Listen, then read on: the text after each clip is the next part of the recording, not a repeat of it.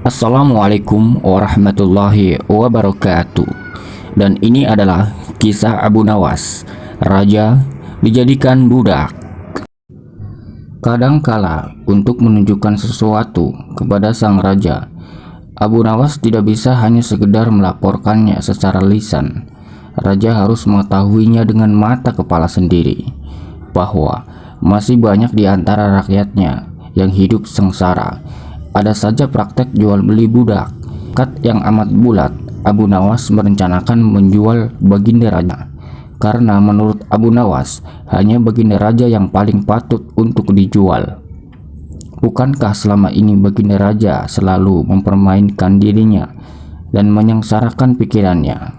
Maka sudah sepantasnya kalau sekarang giliran Abu Nawas mengerjai baginda raja. Abu Nawas menghadap dan berkata kepada baginda Raja Harun al-Rasyid, "Ada sesuatu yang amat menarik yang akan hamba sampaikan hanya kepada paduka yang mulia." "Apa itu, Abu Nawas?"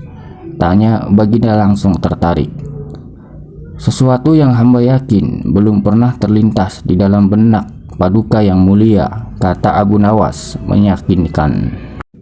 "Kalau begitu, cepatlah ajak aku ke sana untuk menyaksikannya," kata baginda raja tanpa rasa curiga sedikit pun. "Tetapi baginda," kata Abu Nawas sengaja tidak melanjutkan tanya baginda tidak sabar. "Bila baginda tidak menyamar sebagai rakyat biasa, maka pasti nanti orang-orang akan banyak yang ikut menyaksikan benda ajaib itu," kata Abu Nawas.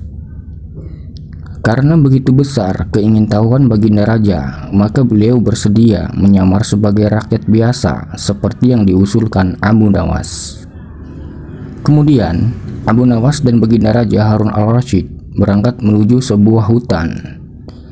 Setibanya di hutan, Abu Nawas mengajak baginda raja mendekati sebuah pohon yang rindang dan memohon baginda raja menunggu di situ.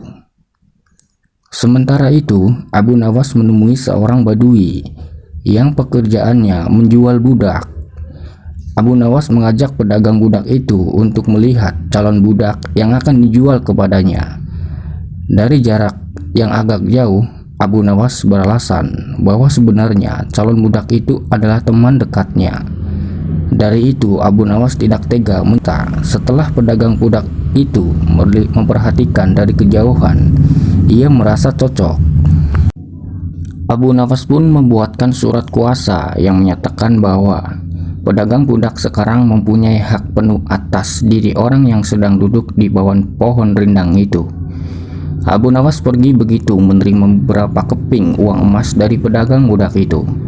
Baginda raja masih menunggu Abu Nawas di situ ketika pedagang budak itu menghampirinya. Ia belum tahu mengapa Abu Nawas belum juga menampakkan batang hidungnya. Juga merasa heran mengapa ada orang lain di situ. "Siapa engkau?" tanya baginda raja pada pedagang budak. "Aku adalah tuanmu sekarang," kata pedagang budak itu agak kasar.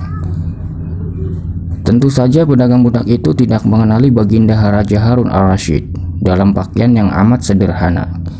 "Apa maksud perkataanmu tadi?" tanya baginda raja.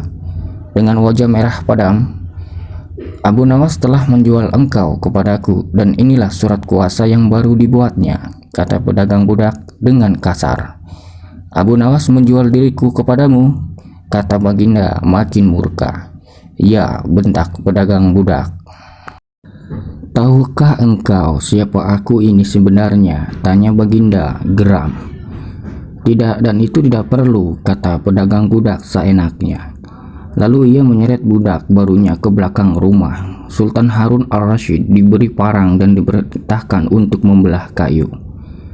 Begitu banyak tumpukan kayu di belakang rumah badui itu sehingga memandangnya saja Sultan Harun al-Rasyid sudah merasa ngeri, apalagi harus mengerjakannya. "Ayo kerjakan." Sultan Harun al-Rasyid mencoba memegang kayu dan mencoba membelahnya. Namun si badui melihat cara Sultan Harun al-Rasyid memegang parang merasa aneh. "Kau ini bagaimana?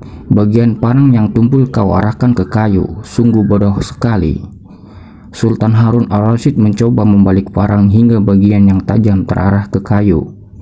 Ia mencoba membelah, namun tetap saja pekerjaan terasa aneh dan kaku bagi si Badui. Oh, beginikah derita orang-orang miskin. Mencari sesuap nasi harus bekerja keras lebih dahulu. Wah, lama-lama aku tak tahan juga, gumam Sultan Harun al-Rasyid.